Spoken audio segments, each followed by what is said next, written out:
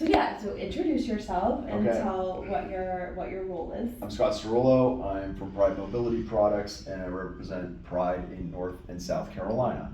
And South Carolina. So what is your role? I am the retail sales marketing representative, so I call on occupational therapists, seating clinics, and durable medical equipment dealers, and basically do education on the products and help them get these products into patients' hands.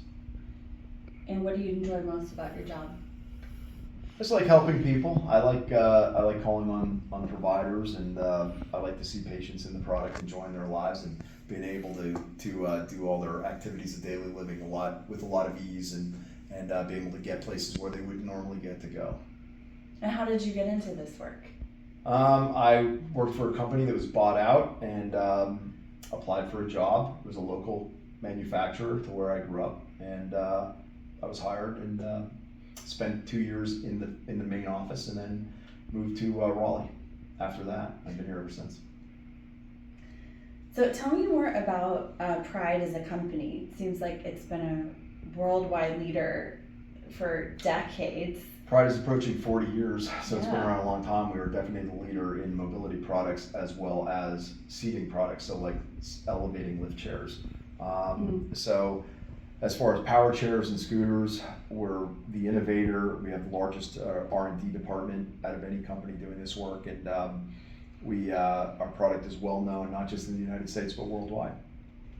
And tell me more about the company culture, especially around R&D. It seems like that it's just so thought out, all the products. So how does that work on the ground? So there's obviously a lot of design elements in the product to make it easy for patients to use, as well as being safe.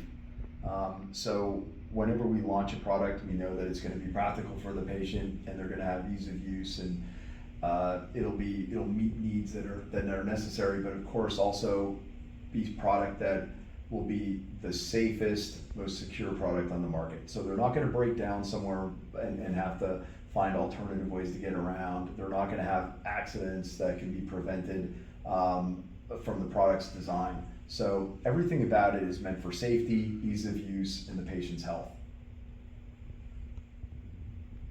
Tell me more about the Pride corporate culture. I saw a lot of just opportunities for employees and corporate responsibility. I was really impressed by that. Well, we're a privately owned company. Our company has a long history of being very involved with the community that we service.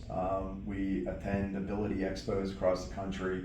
We are always doing education on the product. We have excellent online resources for patients, as well as people like me working for the company. We have an excellent consumer care department. You can call us directly and get help from our corporate office. But basically, the company culture is one of service. We're looking to service patients, and we're looking to service providers.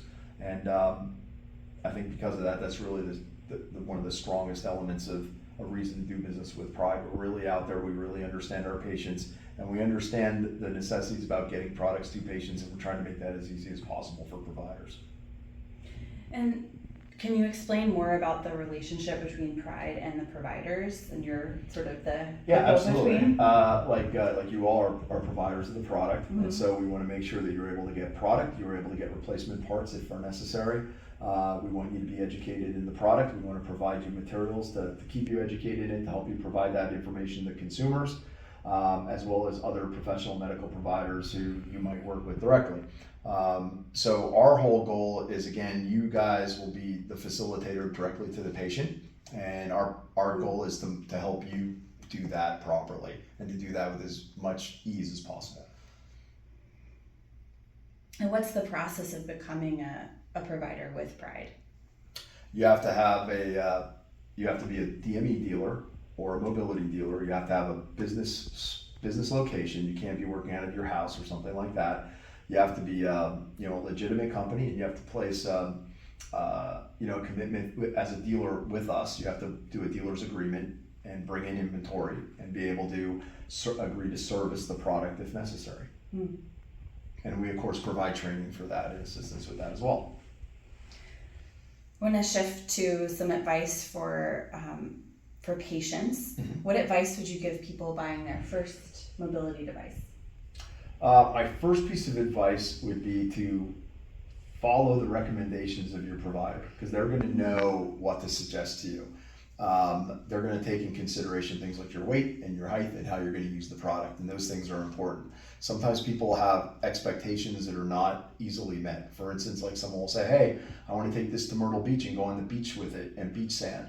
Beach sand is notoriously bad for power mobility equipment because power mobility equipment is heavier. It sinks in the sand. If you look at a wheelchair for the beach, the wheels on it are this wide. We don't offer that sort of a product. Our product is for basically more firm surfaces.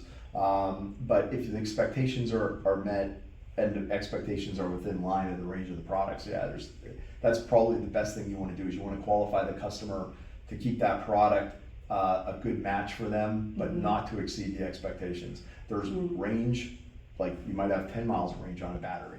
Some customer might think there should be 20 on it. You want to make sure that they're getting what they need. Maybe they need an extra battery. Maybe they need a larger battery pack. Maybe they need different things to help them along. Like for instance, cane and crutch holders, walker holders, things like that. Things that they might need to take with them. All those things can be put into consideration, and you want to always approach the product like that with the patient. Try to tailor it to them. I saw that Pride has launched several products. Even in the last few years, they're always innovating, as you say.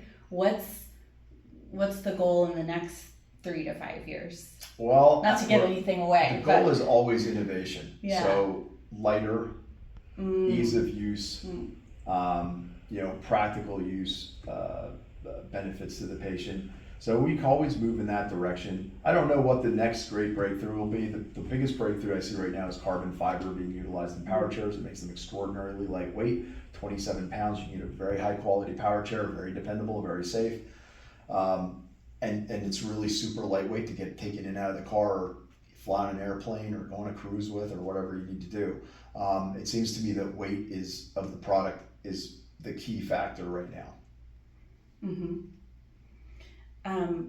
Thank you so much for your time. Oh, thank you. Can you think of one inspiring story of what a mobility device has made possible for someone? I had a gentleman who he had a major back injury. He was retired and he could no longer golf, but he was able to disc golf with frisbees. You know how they throw the frisbee? And he needed something that he could use to get up to like a tee box. So it would be the equivalent of a tee box to throw the frisbee. But these courses are very kind of high up and down and rough surfaces. And we provided him with an all-terrain power chair. He drives that into a landscaper's trailer on the back of his pickup truck, gets in his truck, takes it to the course, backs that thing out, and he uses it's called a Baja Wrangler, and uses that throughout the course to play disc golf. And he travels all over the state of North Carolina playing disc golf with this. Like, he really goes all over. And so it's really changed his life. And, I had met with him actually on a disc golf course to see how he's doing, and he loves it. So you get recreation, but you also get the other end of this where so there's basically two kinds of customers. You have a customer who's looking for recreation opportunities, travel opportunities, but you also have customers who would not be able to live independently at home without the product. So if you can't get from your bed to your bathroom, to your kitchen, to your sofa, you can't live independently, right? But our power equipment allows that. So you can get out of bed, transfer into a power chair or scooter, get to your kitchen, get your breakfast, take your medicine, go to your TV room, go to your bathroom, and it allows people that independence that they would otherwise have to be totally reliant on other people. So there's really two kinds of customers. Sometimes that overlaps a bit, but in both circumstances, you get a lot of satisfaction giving the patient the product, because it is truly, irregardless of how these are put to use, they're life-changing. And they keep people independent longer, and quality of life issues are tremendous with this. The freedom that it provides it's limited to a degree, of course, but it certainly broadens people's horizons greatly. Amazing. Thank you so much. You're welcome.